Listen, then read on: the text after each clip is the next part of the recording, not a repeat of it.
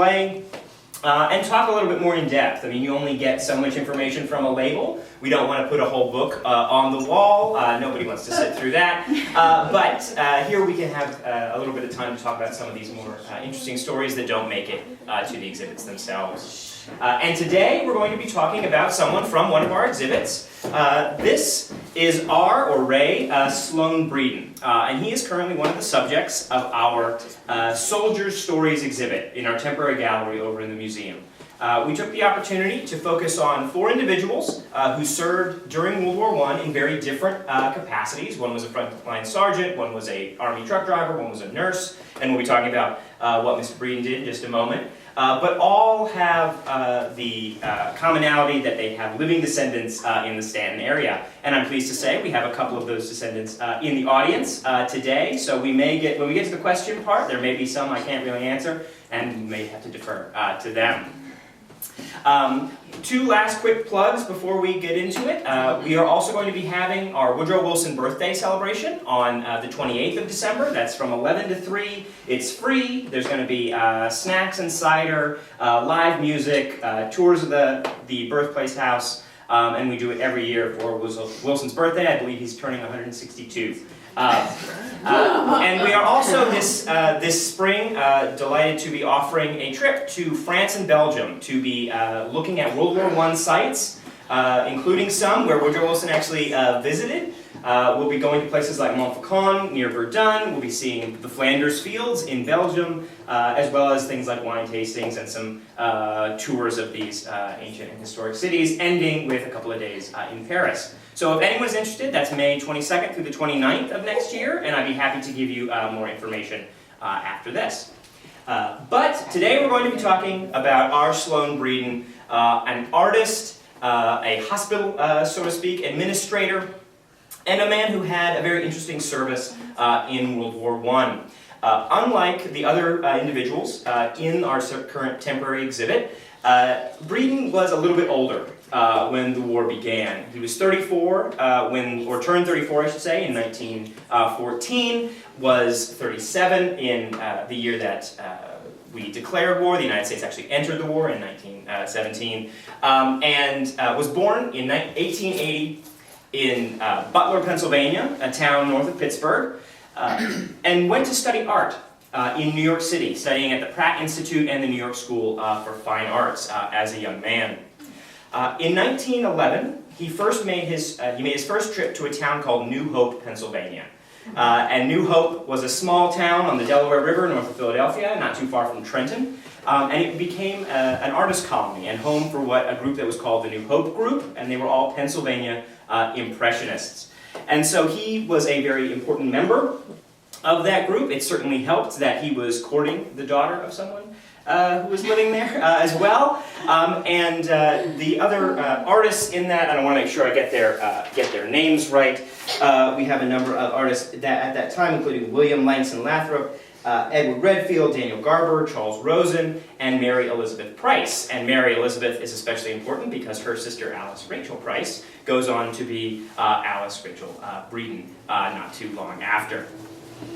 But Bredin was very talented and did quite a lot of Impressionist works, particularly landscapes, and this is one of his works from 1925. It's called Hayricks, or Winter, depending on who you ask, I suppose. But he and the other artists in the New Hope colony found quite a bit of inspiration from the landscapes around them, around the Delaware River, the canals, the farms and forests and hills of that area. Lots of very beautiful works. And Bredin also often used his wife and later his children as subjects in a number of his paintings.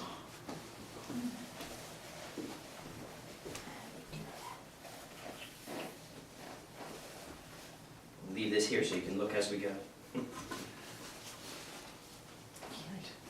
Now, in 1914, Bredin married Alice in New Hope in April of that year. They had a number of very famous artistic guests at their wedding.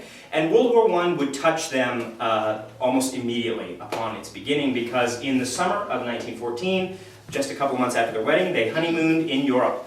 They spent the whole summer in Europe, primarily traveling in France and Italy.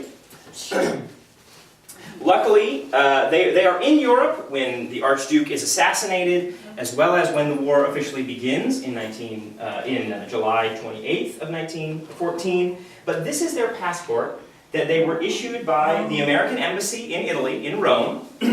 It's a very interesting document, quite different than what we expect today. It's a piece of paper with their little pictures stuck on the back. It's also a passport for the both of them, not something you can certainly get away with today. But this is the beginning of World War I, so well before the EU, anything like open European borders. And so they needed this to present this at a number of consulates, and particularly at the border when they traveled from Italy into France. So it has a number of stamps on it, and they were able to continue using this. One of the stamps is even from 1929. Wow. But they are able to return to the United States safely. They are far from any sort of conflict areas, but as they are returning to the United States, German troops are marching through Belgium on their way into France and toward what will become the Western Front. Now, Bredin and Alice, like I said, return safely. They have 3 children. Jean Elizabeth Bredin comes along in 1915, Barbara Alice in 1916, and then in 1922, Stephen Price is born. Bredin continues to paint in the area, continues to create many beautiful works like this one. But when the United States gets involved in the war, he wants to do his part. He wants to volunteer to serve. As I said, in 1917, he's 37 years old. He's a little too old to be in the Army. But he also has a number of skills that make him much more helpful to the war effort than if he was just put in the trenches. One being that he speaks French, which is very helpful. And so he actually goes through the YMCA, the American YMCA, and joins an organization called the Foyer de Soldats, which is translated as soldier homes. These were rest and recuperation centers throughout France. They were well behind the lines, and they were meant for the soldiers to come after they have been out of the hospital, so not the immediate medical needs. Allows them a place to rest and recuperate, allows them a bit of fresh air, far from the front lines, far from the danger of the war. It is primarily for French troops, though really it's any Allied troops who happen to be in the area, but they are primarily run by, say, French doctors and occasionally an American administrator. And this is the ID that he was issued in 1918 by the YMCA, by the National War Work Council of the International YMCA. Again, it's a piece of paper with his picture stapled to it. a bit, you know, you can, forging in old movies makes a little bit more sense than I suppose it does nowadays. But this is what he was issued, and this is what allowed him to travel to France. And he was stationed at the Foyer in Troyes, T-R-O-Y-E-S, looks like Troyes, and spent the vast majority of his time in France, in that city. He was an administrator, and so he was helping to run this soldier home, doing lots of sort of mundane, accounting even sort of tasks, perhaps. But he was also finding some time to paint and to sketch. And one of those sketches that he did at the time was of a doctor friend of his, a French doctor named Francois. And here we see just a little bit of color, but he was one of the many doctors, many French people who were working at the time, working. Haircut. I'm a fan of the beard. But he made quite a number of friends during this time and kept in touch with some of them. And we have another, and this Francois is actually currently in our exhibit, but I was very happy to discover that that Bredin's descendants brought us an extra one so that we can see. This is Amy, who is a French nurse. Amy. She was this is another sketch by Bredin, is of a French nurse that was also working in Troyes with him. And he was, I mean, obviously very gifted. This is not an impressionist landscape of this woman. This is her active portrait. I think it's a very nicely done portrait.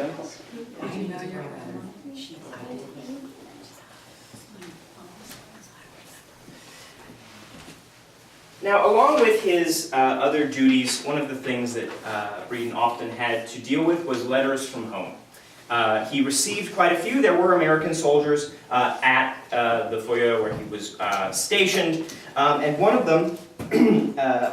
them's mother actually wrote to him in December of 1918, and I'm going to read directly from it. She writes, Dr. Sloan, he was not a doctor, nor was his last name Sloan, but you know, she was in Brooklyn, she wasn't aware. But she says, Dr. Sloan, kindly write and tell me where my son Granville Robinson was wounded of his body, if it were his legs, arms, or his body. I received a telegram tonight stating that he was severely wounded October 26th. As soon as he is able to travel, I would like for him to come home. This was written, again, by Minnie Robinson, his mother, on December 8th of 1918. So it took quite a bit of time for news of her son's wounding on the 26th of October to reach the United States, and then for her to be able to write back. She enclosed that note to Bredin along with a letter to her son, where she hoped that he would be able to come home for Christmas. She would be preparing a Christmas dinner for him. And so he was doing some of this correspondence as well, trying to help connect the families to those who had been wounded. And Granville Robinson would have been wounded, if he's wounded on the 26th of October, in the very last days of the war as a part of the Great Offensive all along the Western Front to eventually break through the German defenses and bring about the armistice in November of that year. Now, like the Red Cross and a number of other NGOs in World War I, as you can see in this photograph, Bredin is wearing what looks like a uniform. I mean, if you didn't know much about it, you would say he looks like he's in the Army, and that's on purpose. And we have one of his jackets and his belt right here. Whether it's, I'd love to believe it's the one in the picture. I'm sure he had several jackets, though, so it's hard to say for sure. But this was done very purposefully. They wanted the Red Cross, the YMCA, the Foyer de Soldat, wanted their their employees, their volunteers, to be able to work seamlessly with the military. This helped establish a bit of a hierarchy and made it easier for the Army to be working with them. They are not employed by the government per se, but this way it facilitates that sort of cooperation. And this is something that I will hold up, but but it's a little hard to see, and it's also very fragile. So at the end, if you'd like to come take a closer look, please do. And I'm sure from a distance this just looks like a little black rectangle, but this is the negative. This is the glass negative from which this picture was developed. Thankfully, the family had a number of these, including one that was broken. It had been shattered into a couple of pieces, but King Photo down the road near Waynesboro was able to take these negatives and create the photograph and several others that you see right here. And again, we'll hold this up to the light if you'd like to see after. Now, Bredin is primarily dealing with French soldiers. There are Americans there, as we learned with Mr. Robinson, but he was primarily dealing with the French. And so when he returns to the United States after the war, the souvenirs he brings back are primarily French. And this is a French canteen. It's wrapped in cloth. And it's interesting, it's an actual cork. The little stopper is an actual cork. I'm sure he's water. It may not necessarily have been water. It smells old, that's all I'll say. What it may once have contained is now lost. But it does have a little cork. It goes right in. And one of the other things that he brought back with him.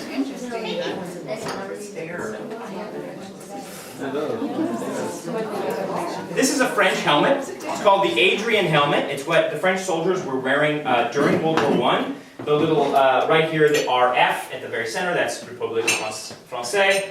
And this, you can see, it's got the little bit of leather still inside, which is rare for World War I helmets. The interior very often does not survive.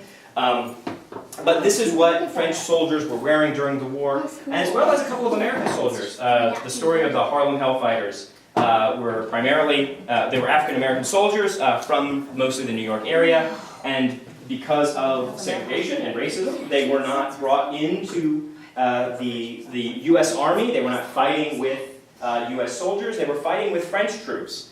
And so they primarily were wearing this helmet, and that became their emblem. The Adrian, the French helmet, became their emblem. Is that ridge on the top, is that protective or is that decorative? This is the little ridge, that's decorative. Mm-hmm. This one is made of a fairly thin steel. Towards the end of the war, they're making it a little bit thicker. As the Germans and the British and pretty much everybody learned, having leather and thin helmets does not help with head injuries, casualties from head injuries. But this one was fairly effective at doing so. And one last souvenir that came back from France was this newspaper. And it says, Germany has capitulated, Germany has surrendered, the armistice has been signed. This is from November 12th of 1918. It's fragile, but I think I can open it. There we go. There's a political cartoon in the center there, and that is of a French soldier who is kneeling, crying at the gravesite of a comrade who had been killed, and on the grave marker it reads 1914. This was an incredibly long and brutal war. Everyone was certainly happy when it was over. But this, the title of it is The Work, is how that translates. But this was one of the other souvenirs that he brought back with him from France. Now, when the armistice is declared on November 11th, 1918, the wounded are not suddenly healed. The troops are not transported back to their homes. It is a very long process. And so Bredin will stay in France, working primarily in Troyes until the summer of 1919. And he writes in May that he writes to one of his superiors that he hopes to be able to return. He wants to get back to his family. He wants to get back to his painting. And so he receives a letter on May 16th, 1919, from one of his superiors, Horatio Smith.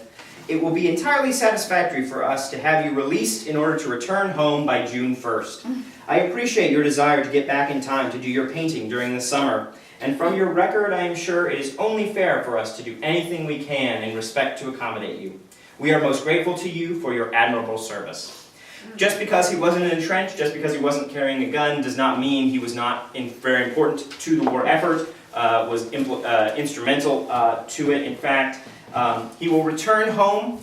He will make it back that summer of 1919, returning home, and will return to his family and his painting. As I believe I mentioned at the beginning, the last of their 3 children will be born after the war. And he will continue his painting for many more years, passing away in 1933 following an operation to remove an abdominal cancer. He was only, I believe, 52. So these are only a few of the stories about this incredible individual. I'd love to tell you more, but I can't imagine you'd want to sit here for 4 more hours. So I thank you so much for coming.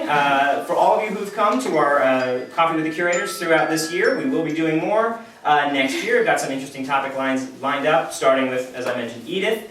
And I'd be happy to answer any questions y'all may have this time. Thank you so much. Yeah?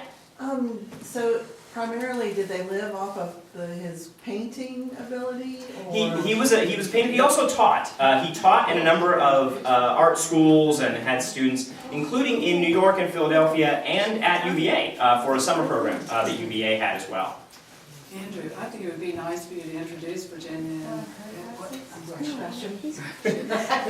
yes, two of his granddaughters are here today. Virginia and Gretchen, and we're just pleased. They made this possible. Virginia especially made Bredin's inclusion in our exhibit possible because many of these things come from her and her family's collection of her grandfather's. They didn't throw anything out. No. Those people are great for museums. They're great for museums. Yes. The Graysons are exactly the same. It's amazing for the museum profession. Yes? So that picture is the one that was developed at King Photo? This is the one. Mm-hmm. There's this lovely piece of glass. This glass plate, and there were 2 others, one of him in a big old winter coat. were developed. Yeah, they basically, what they had to do was they backlit it because they don't have the sort of tech that you would have used back then. They backlit it, took a photo of it, and then just reversed the circularity. So that they were able to get this picture, and you can even see there's this little piece of paper that got stuck to the negative. That's what this thing is. You all should go up close and look at the boots that had. Yes, Yeah. the boots were amazing. We don't have the boots, but we have the, what was it called, the leather? The gaiters, The yeah. gaiters, Mhm. yes, the Yes. gaiters. Why were they amazing?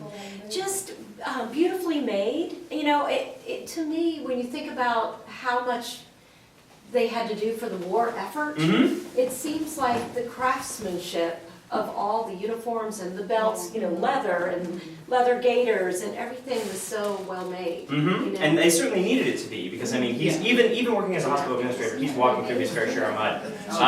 So it was certainly helpful there as well. You would want In to the bring back? that one home. What is Stinks his and connection to out. Stan? His family lives here now. Yeah. Okay, so The- he never did. He did not. No, Did not. I guess Charlottesville's the closest he probably got. We don't know. Maybe he came. That's true. Yeah, just for that summer. I'm sorry, and another one, Yeah. well, as a painter, Mhm. why was it determined that he had the skills to be a hospital administrator? What's the jump? I think it was he volunteered with the YMCA, and in talking to him, that was how. And part of his position, I believe, was also translation. The fact that he was fluent in English and French made it easier for him to be working with English and American and French staff. So it wasn't necessarily that he had a ton of business administration experience. It was more that he was able to do these tasks and be able to work with different groups. And also, I'm finding out there's another artist by the name of Edward, and I might be mispronouncing it, Grayson, who was a very good friend. They painted together in New York and taught together as well at the William Merritt Chase was one of, they learned under him and then taught in his studio. And he also helped with the war effort, we think, at another foyer. Okay. So they may have done that together, decided to join together. And I will also say we have a couple of books, as well as there was recently an exhibit of his works up at the Michener Museum in Pennsylvania. We have a couple of catalogs for those. If you'd like to come up and take a look and see a few more of his paintings. His life was his artistic pursuit, certainly.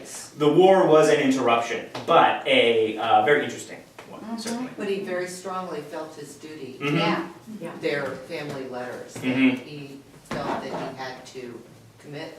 I was only able to read from a couple in this time, but they have lots and lots of letters from him. And I will read also, you know what, I will finish then with one last quote that he actually writes to Alice. He writes back home on the 11th of November in 1918, and he writes, "What a day this is. No more wounded, the war over. The news came this morning when I was in a barrack with the wounded.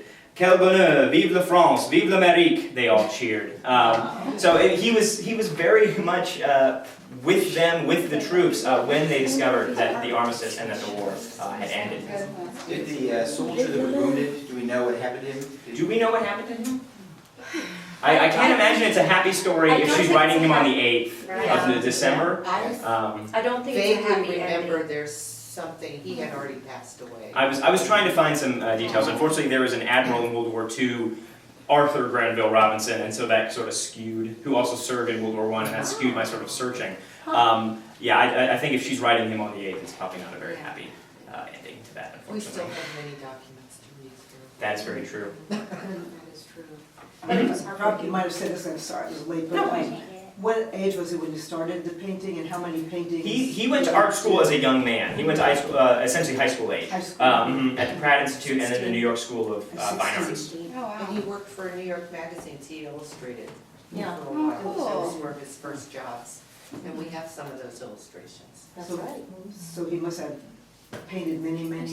He did, and this is from 1925. Although, as I was reading from the catalog just the other day about the exhibit that was just up in Pennsylvania, he was very methodical. He took a lot of time, wanted to make sure the details were right in his painting, so he did not have the output of some other artists at the time, even Impressionist ones. So he doesn't have the body of work that is as massive as some, but I mean, I think quality speaks for itself. Quality, is that, where is that? This is from 1925. I'm guessing this is the New Hope area. It is. Yeah. It's actually the farm right next to where he lived. He Okay. lived, if you've ever been to Bucks County, there's a canal that runs through New Hope and he lived on a place called Long Shadow, which is a beautiful, simple home between the Delaware River and the canal. Oh, wow. And this was a farm on the other side of the canal. Oh, that's cool. Mr. Worthington. Are you both artists or anybody else in the family I'm artists? not. Yes. She is. I always She's wondered if creative. family. Yeah, yeah. I'm an art appreciator. Me too. As am I. I love it, I get And it. you know, that is Appreciate super it. important for someone who devotes themselves Thank to you. their artwork. He was very Somebody disciplined. He appreciate it. drew every single day for at least 2 to 3 hours. Yeah. They were- Classically trained and, as you said, he There are a was- few paintings that come out of his time in France. He does a couple of landscapes of the Seine as well. Yep. Hey, sorry, I kind of missed it or didn't get all the information, but you said he had passed away in the surgery to remove the tumor? Following the surgery in Following. 1933. At age Complications. 52. Complicated, yeah. 52, 1933. Yeah. So obviously we didn't know him. Yeah, So we just have his legacy to go Mhm. on. yeah, that's great. Oh, But you know, man, he people was of so that young. time wrote letters.